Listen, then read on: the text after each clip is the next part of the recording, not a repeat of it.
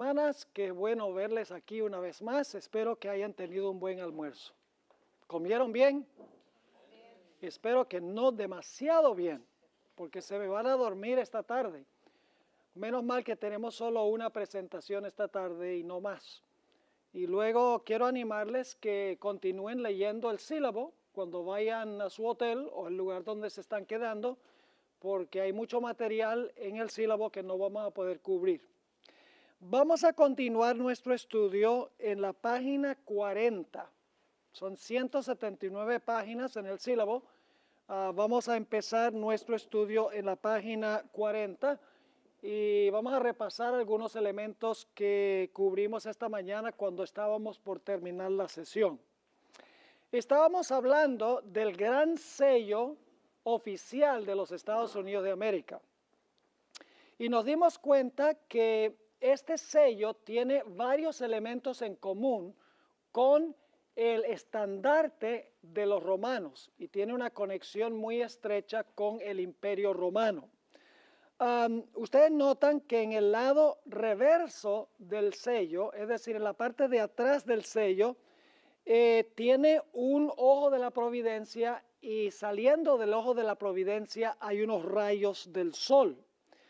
También tiene dos inscripciones en latín. Una inscripción dice Anuit Coeptis, que significa Él ha favorecido lo que hemos emprendido. Y la otra inscripción es Novus Ordo Seclorum, que se puede traducir Nuevo Orden Mundial. Es significativo que las inscripciones están en latín, el idioma del antiguo Imperio Romano, aun cuando ese es un idioma muerto en realidad. Luego vimos que hay una pirámide que tiene 13 niveles, que estaba incompleto, que significa que lo que emprendieron los fundadores todavía estaba inconcluso.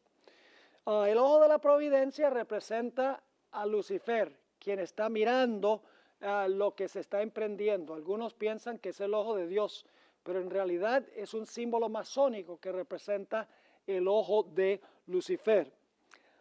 También nos dimos cuenta que aparece el año 1776 en números romanos, significativo nuevamente porque en la época de los fundadores se usaban números arábigos. Y luego el número 13 es predominante también en los dos lados del sello. El número 13 es un número que tiene vínculos ocultistas, según los que han estudiado el significado de los números. Ahora, no solamente el gran sello tiene símbolos que son afines a los símbolos que había en la Roma antigua, sino que también hay varias banderas que tenía los Estados Unidos en la época de las guerras de la independencia y posteriormente, que tienen también la misma idea del águila y del sol combinado con el águila. Mencionaba esta mañana que después de las guerras de independencia, la palabra ejército resultó desagradable y repugnante para el pueblo americano. Y por lo tanto decidieron llamar a los ejércitos con la palabra legiones, que es el mismo nombre que se le daban a los ejércitos de la Roma antigua.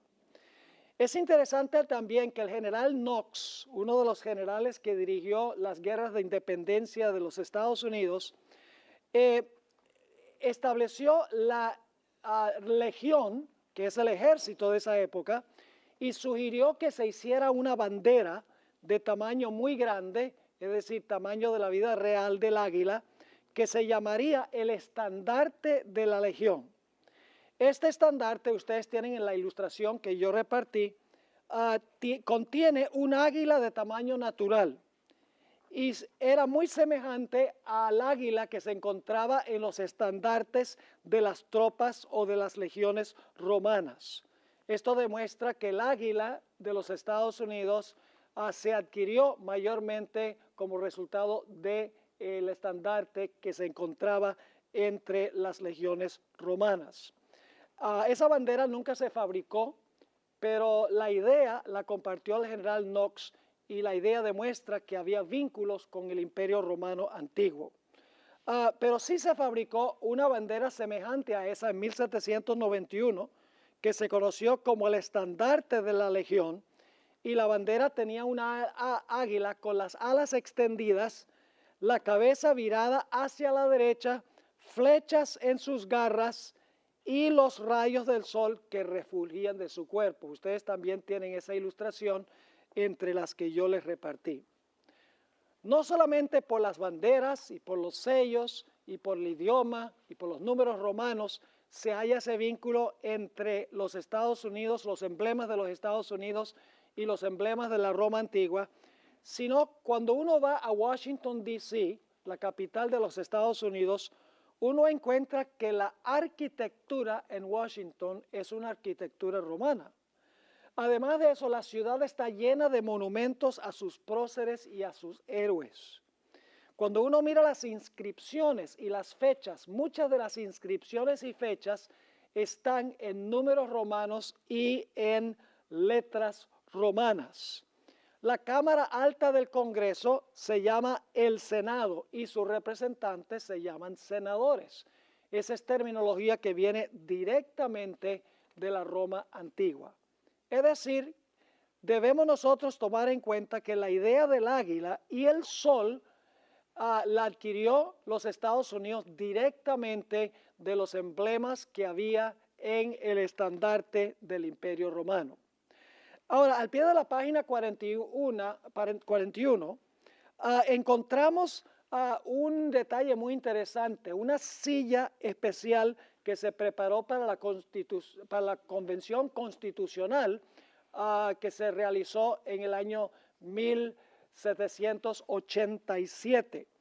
Ahora, quiero leerles una cita de Whitney Smith, un experto en el significado de las banderas, a donde él habla del significado del sol en las insignias de las naciones. En la página 314 de su libro, Flags o Banderas, explicó lo siguiente. En un gran número de países, el sol se asocia no tanto con la independencia, sino con las promesas que trae el amanecer de un nuevo día. Es decir, el sol significa que está amaneciendo un nuevo día, cuando se encuentra en los emblemas de las diferentes naciones. Esta idea de que el sol naciente representa el amanecer o nacimiento de una nueva era o de un nuevo orden, se puede discernir claramente en un comentario que hizo Benjamin Franklin en 1787 en la Convención Constitucional en Filadelfia, es donde se adoptó la Constitución de los Estados Unidos. Encontramos que George Washington, quien presidió la Convención Constitucional, se sentó en una silla que había sido preparada para la ocasión. Se conoce como la silla del sol naciente. Esa silla todavía está allá en Filadelfia. Ustedes pueden visitar el lugar donde se ratificó la Constitución de los Estados Unidos y ahí van a ver la silla con este emblema que voy a mencionar a continuación. En el espaldar de la silla se encuentra esculpido un hermoso sol, y ese sol ya es amarillo, pero ha perdido un poquito su lustre. Me imagino que era más brillante antes, pero todavía se ve un poquito amarillo ese sol. Cuando terminó la Convención Constitucional, Benjamin Franklin hizo un comentario muy significativo en cuanto a ese sol. Voy a leer lo que él dijo. A menudo he mirado ese sol detrás del presidente, que era Washington, sin poder determinar si el sol era naciente o poniente. Porque cuando uno lo mira, uno no sabe si el sol se está poniendo o si el sol se está levantando. Pero note lo que dice la última parte de su declaración. Pero ahora finalmente tengo la dicha de saber que es un sol naciente, que en la Convención Constitucional sencillamente significaba que los Estados Unidos estaba levantándose al poder, estaba amaneciendo en esta nación un nuevo día, como decía Whitney Smith en su libro. Ahora, Elena G. de White afirma claramente que al final de la historia se dirá en los Estados Unidos que la imposición de una ley dominical, una ley del día del sol, traerá un nuevo día de paz y de prosperidad a la nación. Es interesante leer esa cita de la hermana White. Recuerden que el emblema del sol, según los expertos, significa el amanecer de un nuevo día. Todos sabemos lo que va a pasar con los Estados Unidos, como resultado de las múltiples abominaciones que se están practicando, entre las cuales está el matrimonio entre homosexuales, que va en contra del plan de Dios en la creación, y luego la ley dominical. La hermana White dice que los Estados Unidos se va a desprender de la justicia, se va a desprender de Dios. Y como resultado las cosas van a ir de mal en peor. Pero para tratar de traer a la nación otra vez al lugar donde estaba antes, con paz y con prosperidad, con la idea de tener un nuevo día, el amanecer de un nuevo día, se va a imponer una ley dominical pensando que eso va a traer prosperidad de nuevo. Note lo que dijo la hermana White o escribió en El Conflicto de los Siglos, página 576. Se declarará que los hombres ofenden a Dios al violar el descanso del domingo, que este pecado ha traído calamidades que no concluirán hasta que la observancia del domingo no sea estrictamente obligatoria, y que los que proclaman la vigencia del cuarto mandamiento, haciendo con ello que se pierda el respeto debido al domingo y rechazando el favor divino, turban el pueblo y alejan, ¿qué cosa? Alejan la prosperidad temporal. Es decir, para recuperar un nuevo día, para regresar a lo que fue la nación en su origen, es necesario imponer por ley el día del sol como el día de reposo nacional. Ahora, alguno podría objetar y decir, si vinculamos el águila de los Estados Unidos con el águila de Roma, ¿no tendríamos también que vincular el león de Babilonia con el león de Inglaterra? ¿O el oso de Medo-Persia con el oso de Rusia? ¿O el dragón chino con el dragón romano? La respuesta a esta pregunta es que no, por dos razones. Número uno, Inglaterra, Rusia y China no han profesado haber adquirido sus símbolos nacionales de Babilonia, Medo-Persia y Roma. Es decir, no hay ninguna conexión histórica entre el león de Inglaterra y el león de Babilonia. No hay ninguna conexión histórica entre el oso de Rusia y el oso de Medo-Persia. No hay ninguna conexión histórica entre el dragón de la China y el dragón que encontramos en Apocalipsis el capítulo 12, que representa a Roma. En segundo lugar, Mateo 24 tiene una doble aplicación. Si la abominación asoladora, escuchen bien, se relacionaba con Roma, el águila y el sol, en el tiempo de la destrucción de Jerusalén, entonces el cumplimiento final tiene que tener también una relación con Roma, con el águila y ¿con qué? Y con el sol, porque Mateo 24 tiene una doble aplicación. Ahora vamos a estudiar algo muy interesante, y es que hay una conexión entre la antigua Babilonia de Nabucodonosor y la Babilonia final que se menciona en el libro de Apocalipsis. Hay una conexión continuada desde la Babilonia antigua hasta la Babilonia moderna. Vamos a examinar esto ahora al pie de la página 42. Al examinar las Escrituras, claramente la abominación asoladora de Mateo 24:15 tiene un doble cumplimiento. Uno histórico, como hemos visto en la destrucción de Jerusalén, y el otro durante los 1260 años y al final de la historia, cuando los Estados Unidos se una con el papado. Y algunos de ustedes estarán diciendo, pastor, entonces usted está diciendo que Mateo 24 tiene una triple aplicación, porque si se aplica a la destrucción de Jerusalén, se aplica a los 1260 años y se aplica al tiempo del fin, entonces tendría una triple aplicación. Pero vamos a encontrar que no es así, porque en realidad la crisis final es una continuación de lo que sucedió durante los 1260 años. Lo que pasa es que cuando terminaron los 1260 años, se suspendió el poder del papado y hemos tenido una época de paz.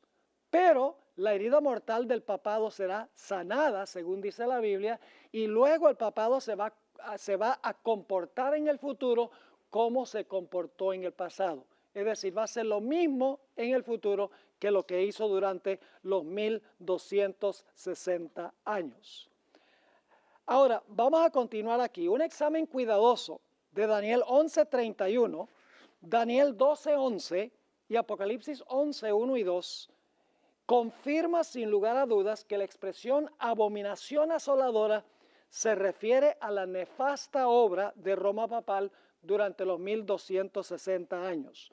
No tenemos tiempo de estudiar esas profecías, pero esas profecías mencionan los 1260 años. Es decir, el papado durante ese tiempo colocó la abominación asoladora. Pero quiero que noten el siguiente párrafo que es muy importante. Esta nefasta obra continuará al final de la historia cuando el papado resucite de su herida mortal. Ahora viene un párrafo muy importante, voy a tomar tiempo para explicarlo porque es de vital importancia. En Apocalipsis 17, 4 y 5 se menciona la ramera papal como llena de ¿qué? Llena de abominaciones. Y luego en Apocalipsis 17, 16, en el mismo capítulo, se describe el momento en que los reyes de la tierra dejarán a la ramera asolada. ¿Ven las dos palabras claves? Las dos palabras claves que ya estudiamos. Se encuentra en primer lugar, la ramera practica abominaciones y luego dice que va a llegar el momento en que los reyes de la tierra la van a dejar ¿qué?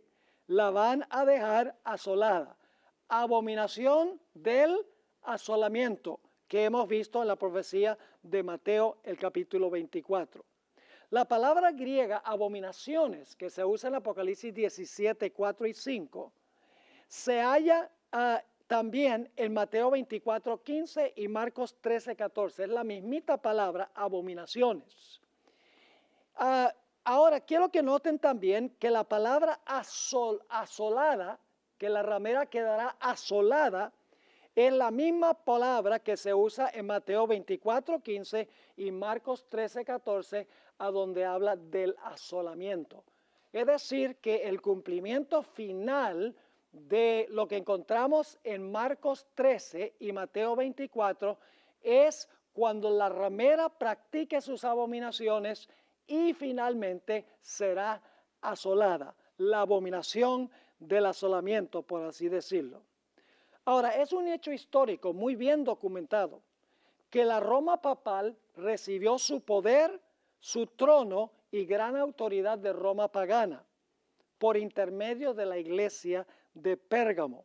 Es decir, el puente entre Roma pagana y Roma papal es Pérgamo. La iglesia de Pérgamo es la iglesia de Constantino. Ustedes saben que Constantino fue el que hizo la transición del imperio romano pagano y Constantino introdujo muchas de las ideas del paganismo al papado. Es el puente, en otras palabras, entre Roma pagana y Roma papal. Y que además Roma papal recibió su día de reposo ¿de quién? De parte de Roma pagana en los días de Constantino. Hasta el día de hoy, el papado católico romano toma como su insignia o señal de autoridad el venerable Día del Sol. Y les leo una cita de C.F. Thomas, el canciller de un cardenal de la Iglesia Católica, el cardenal Jaime Gibbons, donde él dice, en cuanto al cambio del sábado, desde luego que la Iglesia Católica declara que el cambio fue acto suyo. Y el acto, es decir, el acto de cambiar el día, es una marca de su poder eclesiástico y de su autoridad en asuntos religiosos. Así que, ¿cuál es la marca o señal de autoridad que tiene el papado? El domingo. ¿De dónde adquirió el Día del Sol el papado? Lo adquirió de Roma pagana. Ahora, vamos a nuestra siguiente sección. continúa la cadena, el vínculo entre el papado y el protestantismo apóstata. El protestantismo apóstata, que son las hijas de la ramera o la imagen de la ramera, heredó del papado esta apostasía del día del sol. Es decir, el protestantismo en el siglo XVI no fue capaz de despojarse del domingo como día de reposo, porque dijeron, está demasiado arraigado, no vamos a poder cambiar la mentalidad de la gente para que todo el mundo guarde el sábado. Es imposible porque el domingo está demasiado arraigado. Así que los protestantes recibieron el domingo de parte del papado, de parte de la autoridad de la madre ramera. Pero la profecía nos indica que el protestantismo apóstata no solo acepta la autoridad de la madre ramera al guardar el domingo, sino que también impondrá bajo el peso de la ley y al mundo entero esta marca de la autoridad de la madre, que se conoce como la marca de la bestia. Por medio de la ayuda de los Estados Unidos de América, la nación que tiene el águila y el sol en su estandarte, por así decirlo, el papado establecerá la abominación asoladora en el terreno sagrado de la iglesia, a donde no debería estar, y rodeará, por así decirlo, a todo el mundo, como sucedió en la época de la Jerusalén literal. Entonces los Estados Unidos, por medio de su sello oficial del águila sol o el gran sello que certifica todos los actos oficiales del gobierno federal, decretará la observancia del Día del Sol bajo la amenaza de penalidades civiles. Al ver esta señal de apostasía, al igual que los discípulos antes de la destrucción de Jerusalén, los sellados de Dios que observan el sábado huirán, y luego la apostasía nacional, que es la abominación, de los Estados Unidos llevará a la ruina nacional, que es la ¿qué? La desolación. ¿Ven? Abominación que causa desolación. Esta abominación asoladora, levantada por los Estados Unidos al reflejar el error católico de la santificación del día del sol, causará al fin la destrucción del mundo, simbolizada por el sitio y la destrucción de Jerusalén por los romanos. En este sentido es muy significativo, ya que Mateo tiene una doble aplicación, Mateo 24, que Jesús dijo, porque donde quiera estuviere el cuerpo muerto, allí se juntarán, ¿qué cosa? Las águilas. ¿Hubo águilas relacionadas con con la destrucción de Jerusalén en el año 70, sí o no? ¿Cómo no? ¿Hubo águilas en relación con la destrucción de Jerusalén en los días de Nabucodonosor? Sí. ¿Estará de alguna manera involucrada el águila en la apostasía final, la abominación asoladora al final? Sí, a través del águila de la nación que iba a imponer el día del sol como día de reposo. Es la nación representada por el águila que causará la destrucción final del mundo. Lo que parecerá ser la esperanza y salvación del mundo resultará ser la causa de su destrucción. Elena White vio esta conexión entre los ejércitos romanos y lo que sucederá con los Estados Unidos, porque alguno pensará, bueno, está muy interesante el paralelo, pero sí habrá alguna relación entre el sol en el estandarte de los romanos, donde le rindieron adoración, y el día del sol al final de la historia. ¿Será que hay alguna relación entre esos dos y el águila de Roma y el águila de los Estados Unidos? La hermana White lo captó. Vamos a ver dos citas de la hermana White. Dice en Testimonios para la Iglesia, tomo 5, página 426 y 427. Sí, fíjense la comparación que hace la hermana White. Por el decreto que imponga la institución del papado en violación a la ley de Dios, nuestra nación se desvinculará completamente de la justicia. ¿Qué es lo que va a causar que los Estados Unidos se desvincule completamente de la justicia? La imposición del día del papado. ¿Se están dando cuenta aquí? Es decir, esto viene de Roma pagana a Pérgamo, los días de Constantino, se pasa a la cuarta iglesia, que es la iglesia de Tiatira, la iglesia papal. La iglesia papal se lo traspasa a quienes, a los protestantes en el siglo XVI, y eso se transporta, vamos a ver, a través de los puritanos a los Estados Unidos de América, y se conserva hasta el tiempo cuando se aprueba la Constitución de los Estados Unidos.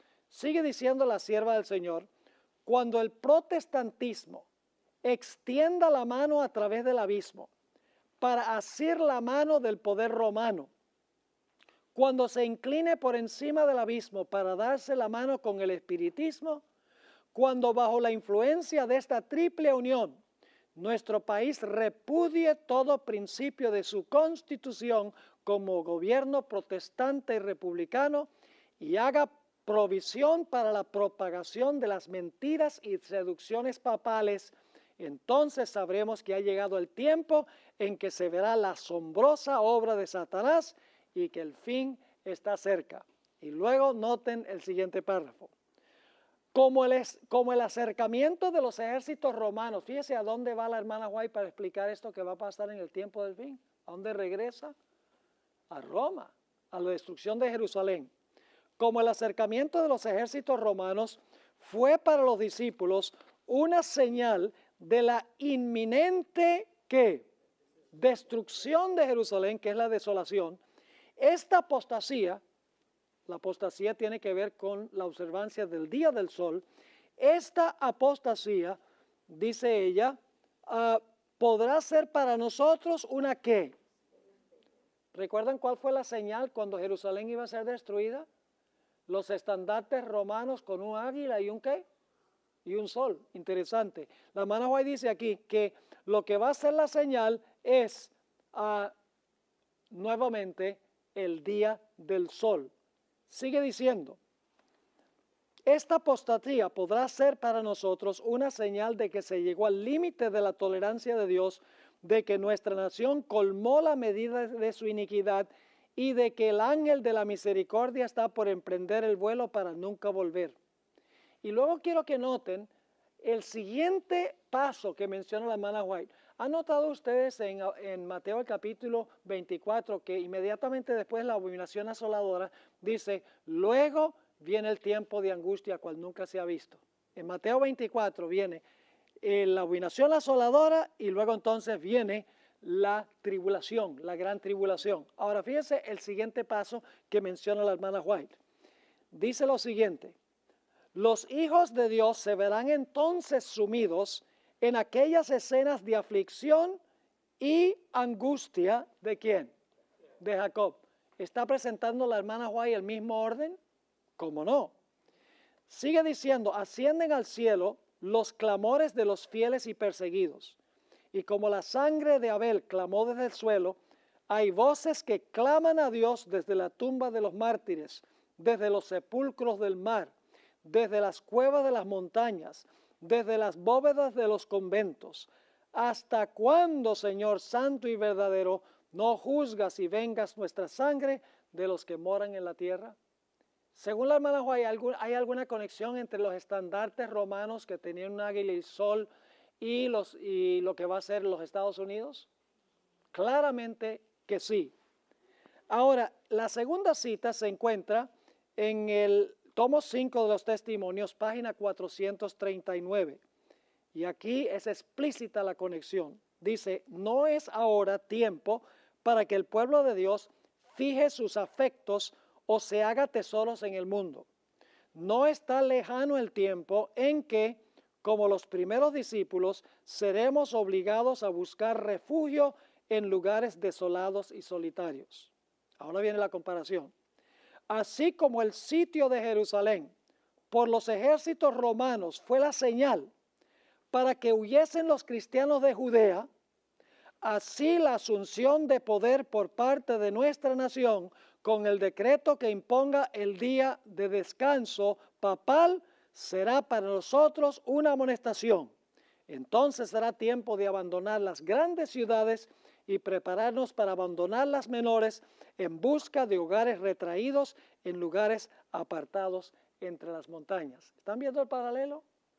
La hermana White claramente vio una relación estrecha entre los estandartes romanos que tenían un águila y un sol y adoraron al sol, y los Estados Unidos cuyo emblema es el águila, y la imposición del domingo como el día del sol. Notemos otras 3 citas de la hermana White sobre este tiempo. Eventos de los últimos días, páginas 136 y 137. El pueblo de los Estados Unidos ha sido un pueblo favorecido. Yo creo que eso es verdad, porque todo el mundo quiere venir para acá. Bueno, no todo el mundo, pero mucha gente quiere venirse para acá. Ahora escuchen, pero cuando restrinjan la libertad religiosa, renuncien al protestantismo y apoyen al papado, la medida de su culpa se habrá completado y en los libros del cielo se registrará apostasía nacional. Esa es la abominación. Y luego, si ustedes siguen leyendo esa cita, dice que la apostasía nacional será seguida por la ruina nacional. Esa es la asolación. En el comentario bíblico adventista, tomo 7, página 988, encontramos una idea similar. La hermana White repite esto muchas veces en sus escritos. Dice, cuando nuestra nación promulgue leyes en sus concilios legislativos para comprometer la conciencia de los hombres en cuanto a sus privilegios religiosos, imponiendo la observancia del domingo y usando un poder opresivo contra los que guardan el día de reposo del séptimo día, la ley de Dios será sin duda invalidada en nuestro país. Y la apostasía nacional, ¿qué es lo que lleva a la apostasía nacional? ¿La imposición de qué? Del día del sol. Dice la apostasía nacional, a la apostasía nacional seguirá ¿qué cosa? La ruina de la nación. La abominación que lleva al asolamiento. Es decir, la abominación asoladora al final de la historia es la ley dominical. Noten esta cita muy poderosa de la revista Signs of the Times, junio 12, 1893. Cuando la tierra que el Señor levantó para darle refugio a su pueblo, para que pudieran adorarle conforme a los dictados de sus propias conciencias, la tierra sobre la cual Dios ha colocado por largos años el escudo de la omnipotencia, la tierra que Dios ha favorecido haciéndola depositaria de la religión pura de Cristo. Cuando dicha tierra, por medio de sus legisladores, este es el acto nacional, es una ley dominical nacional, por medio de sus legisladores, repudie los principios del protestantismo y apoye la apostasía romana que procuró alterar la ley de Dios. ¿Hay alguna conexión entre los Estados Unidos y Roma papal en lo que respecta al día de reposo? Claro que sí. Entonces se revelará la obra final del hombre de pecado. Los protestantes le brindarán toda su influencia y apoyo al papado por un acto nacional. ¿Qué es un acto nacional? Es una ley del Congreso de los Estados Unidos. Dice, por un acto nacional impondrán la observancia del falso sábado y le darán vida y vigor. ¿Por qué habría que darle al papado vida y vigor? Porque el papado tiene una ¿qué? Tiene una herida mortal. Así que dice, por un acto nacional impondrán la observancia del falso sábado y le darán vida y vigor a la fe corrupta de Roma y así revivirán. Noten otra vez la idea del sanamiento de la herida. Revivirán su tiranía y su opresión de la conciencia.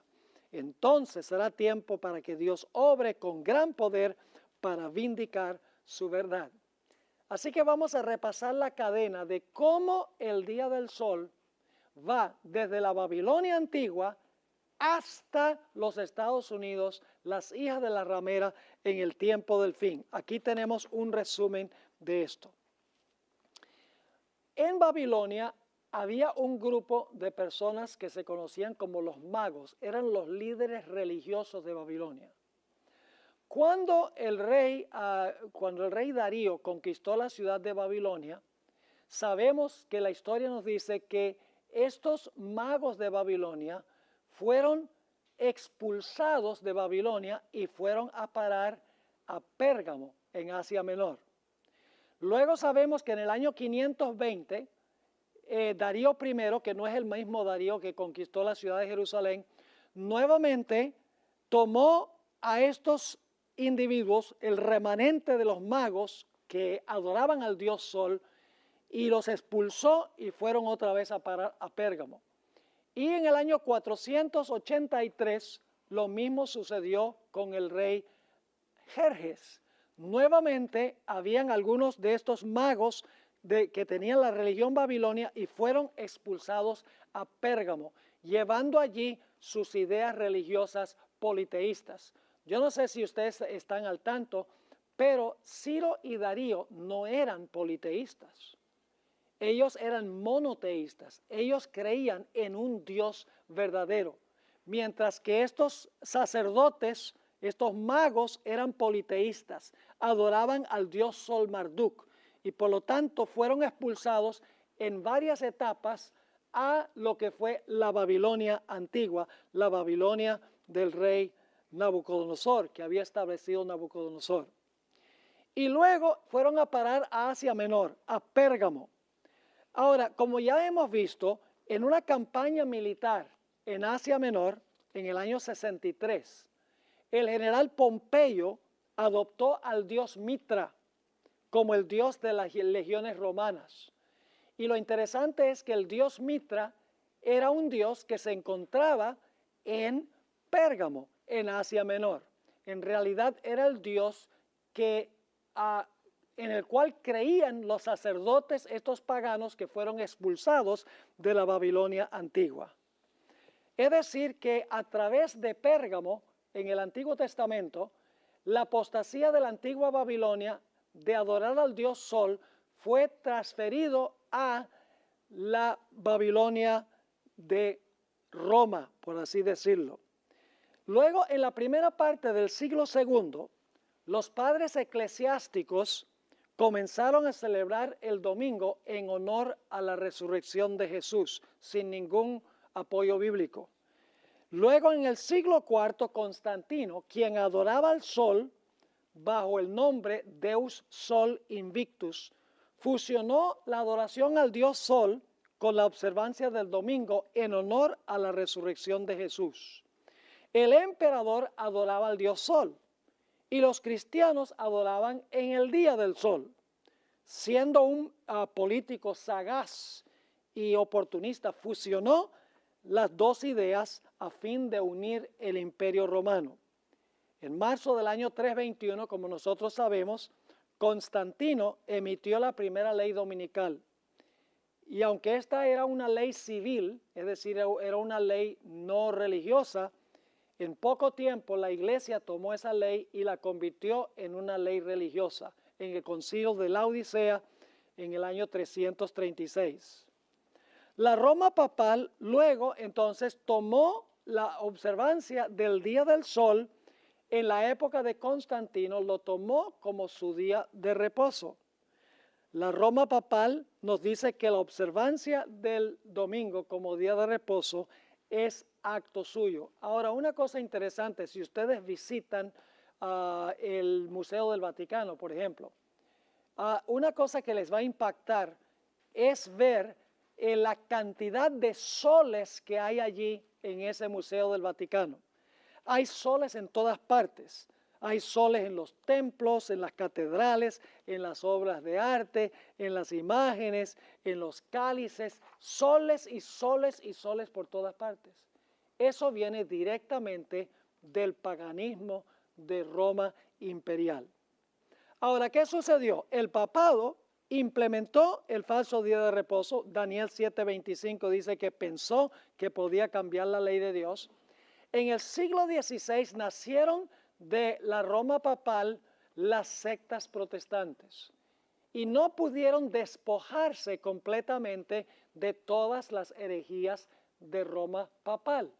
Por ejemplo, siguieron creyendo que el alma del hombre es inmortal, siguieron creyendo que el domingo es el día de reposo.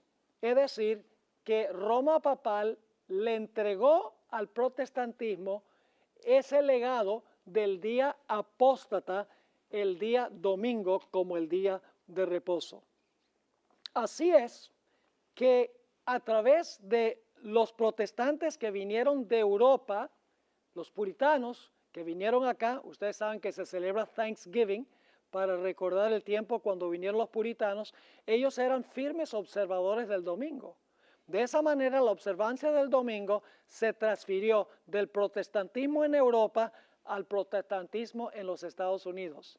Y en la época colonial había leyes dominicales estrictas. En 3 de las 13 colonias, si una persona no iba a la iglesia el domingo, se le multaba o se le encarcelaba, se le confiscaban sus bienes, y por lo menos en 3 de las colonias había un decreto de muerte contra los que no asistieran a la iglesia los domingos. Había leyes dominicales estrictas en la América colonial del año 1620 hasta el tiempo que se ratificó la Constitución de los Estados Unidos. Es decir, se había transportado el domingo como día de reposo de Europa a la América colonial y se estaba implementando estrictamente. Así es que la observancia del domingo se transmitió de la antigua Babilonia a Pérgamo, a Roma pagana, a través de Roma pagana a la iglesia de Pérgamo, la iglesia de Constantino, y luego de allí se transfirió a la iglesia católica romana. De allí se transfirió a las sectas protestantes que nacieron del papado, y entonces cuando los puritanos vinieron a los Estados Unidos, trajeron ese día de reposo a América. Es decir, en una cadena continuada se transfirió el domingo como día de reposo desde la Babilonia antigua hasta los Estados Unidos de América, a donde nosotros vivimos hoy. Y por eso es más que interesante que a Roma se le denomina Babilonia. Pedro se refirió a Roma como Babilonia, porque Roma heredó la religión de Babilonia. Según Apocalipsis 13:11 y el espíritu de profecía, los Estados Unidos repudiará su constitución y volverá a obligar a los ciudadanos a observar el domingo como ocurría en la época de la colonia. Algunos afirmarán que esto no es posible, pero hay señales que indican que así será. En la próxima lección ustedes pueden leer la evidencia. Los Estados Unidos, según la profecía, recibirá el apoyo del papado e impondrá el domingo por ley. Así es que hará una imagen de la primera bestia e impondrá su marca. Este proceso se contempla en Apocalipsis 13, el versículo 3 y el versículo 11. El dragón, quien adquirió el día del sol de Babilonia por intermedio de Pérgamo, le dio su trono, poder y autoridad a la bestia por medio de la iglesia de Pérgamo. Y luego el falso profeta actuará por autoridad de la bestia, haciendo una imagen de ella. La ley dominical será sellada con el gran sello de los Estados Unidos que adquirió de Roma y que contiene un águila y un sol. ¿Están entendiendo lo que estamos diciendo? Ahora, algunos se preguntarán, Pastor Bor, ¿es lo mismo adorar el sol que adorar en el día del sol? En principio, mis hermanos y hermanas, es lo mismo, en principio. A menudo le pregunto a la gente, ¿quién creó el sol? La respuesta es inmediata, Dios creó el sol. Luego hago una segunda pregunta, ¿creó Dios el sol como objeto de adoración? Y la respuesta inmediata es, no, no creó el sol como objeto de adoración. Y luego les hago una tercera pregunta. ¿Qué sucede si usted convierte el sol en un objeto de adoración? ¿Cómo se llama eso? Inmediatamente viene la respuesta, esto sería ¿qué? Idolatría.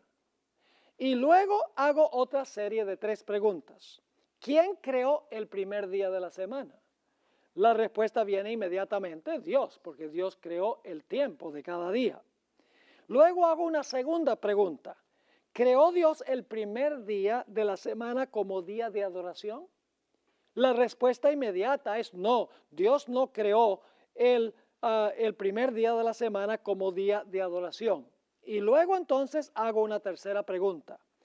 ¿Qué sucede si usted convierte el primer día de la semana en un día de adoración cuando Dios no lo hizo como día de adoración? La respuesta tendría que ser ¿qué cosa? Eso sería idolatría. No importa si es un objeto o si es un día.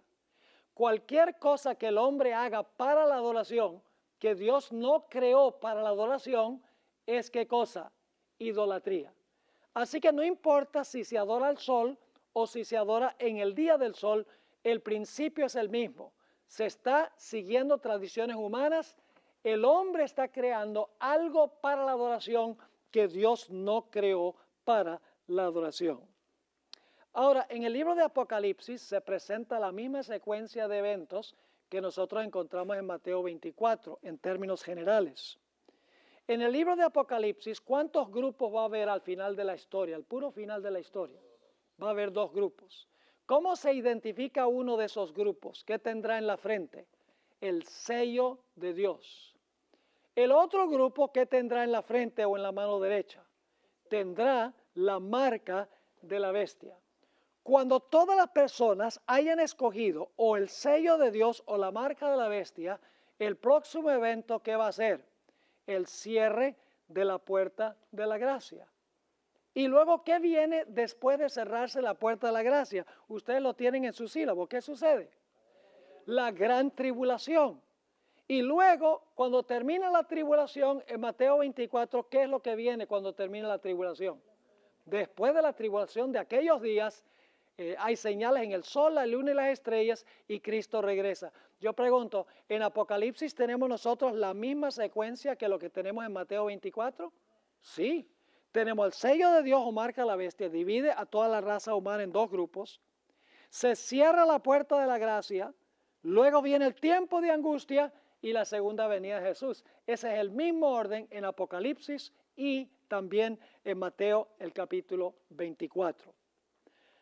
Ahora, nosotros notamos en Mateo 24:20 que los que estaban en la ciudad que escaparon, ¿qué día guardaban?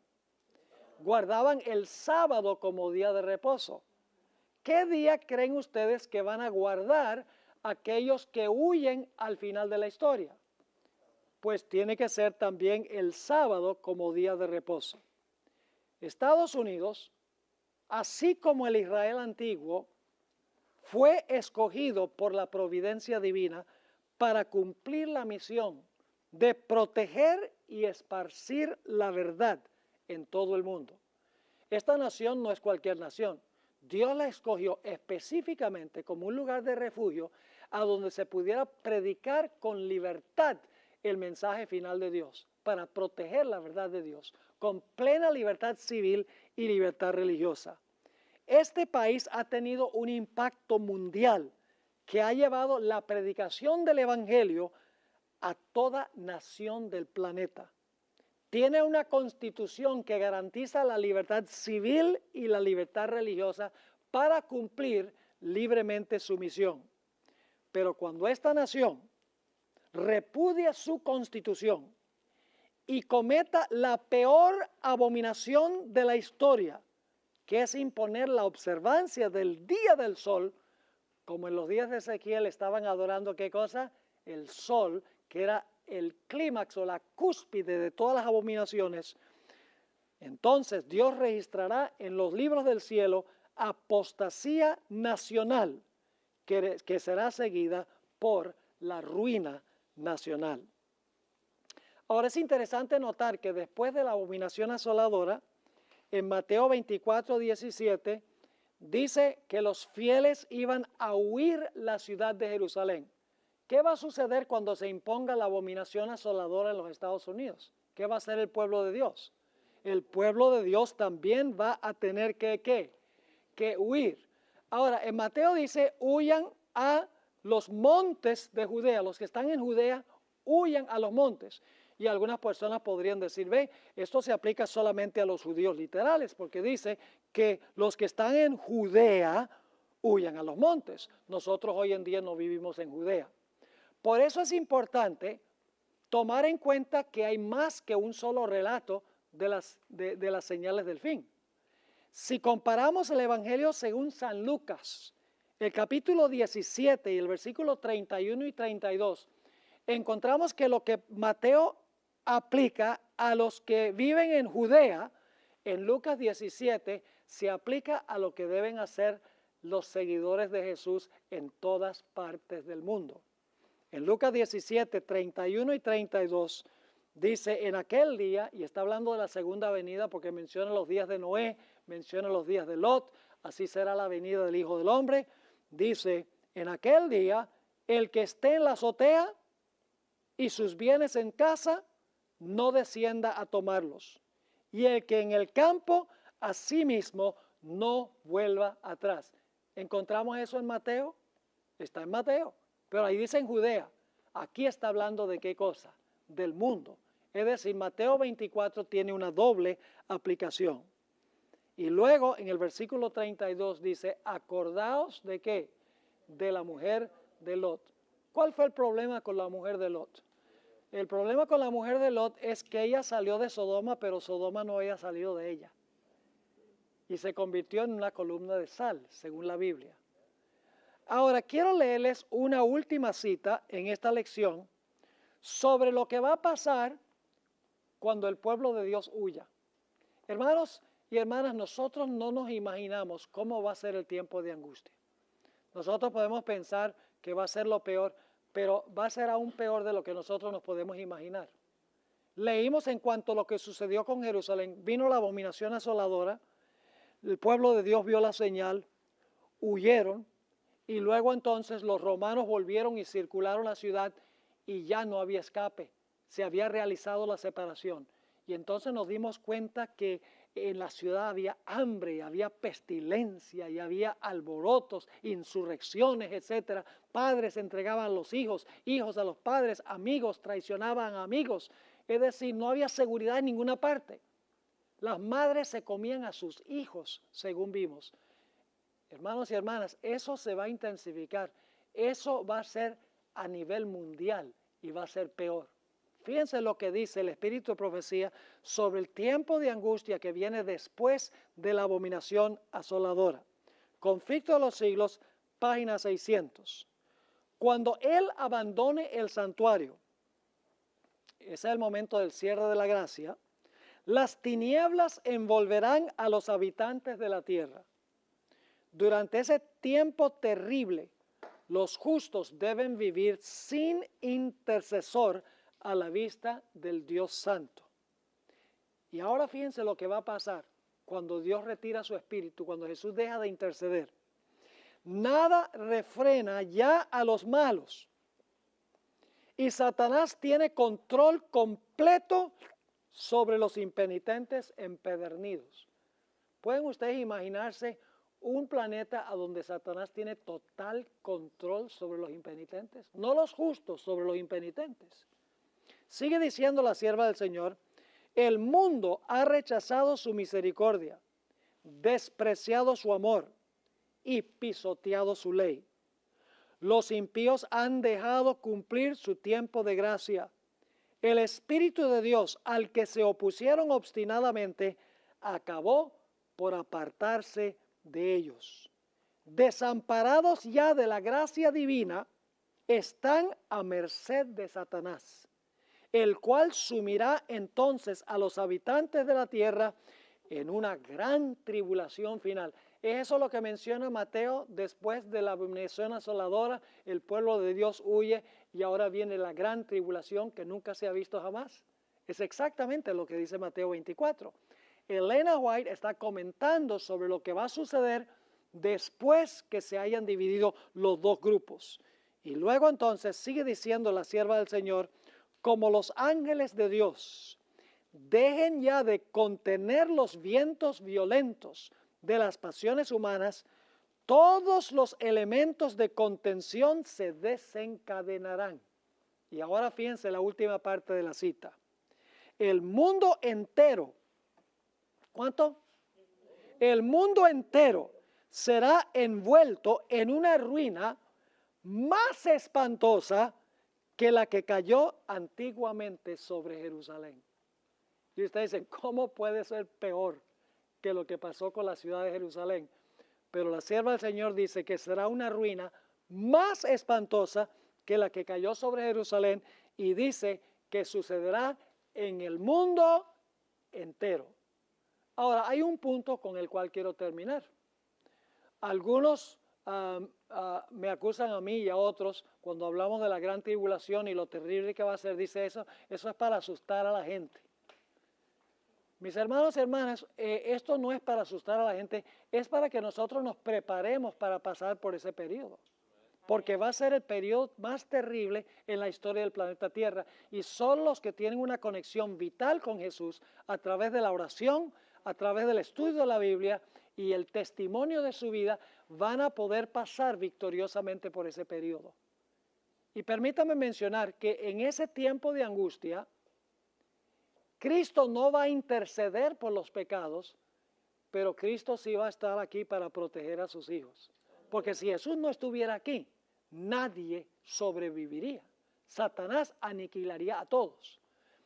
Lo que va a suceder es lo que pasó en los días de Job. Job perdió todo apoyo humano.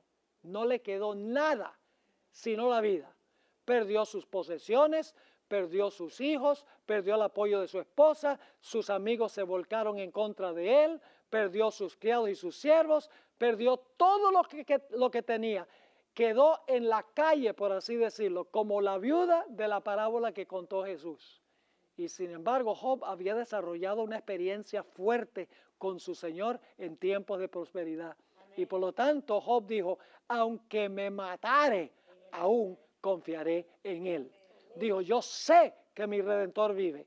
Dice, cuando pase del horno, dice, saldré como oro afinado en el fuego. Job no se soltó de la mano de Dios. Estaba preparado para esa crisis. La pregunta clave es si nosotros estamos preparados para afrontar esa crisis, cual nunca se ha visto en la historia de nuestro planeta. Espero que lo que hemos estudiado sea de beneficio para nosotros. La historia se va a repetir. Lo que pasó con Jerusalén va a suceder de nuevo a nivel mundial. El estandarte romano que tenía el águila y el sol será repetido espiritualmente en los Estados Unidos, en un país que tiene como emblema el águila, que impondrá el día del sol. Y como en el pasado el pueblo de Dios fiel huyó, el pueblo de Dios huirá. Vendrá el tiempo de angustia, pero el pueblo de Dios será libertado, todos los que se hayan escritos en el libro.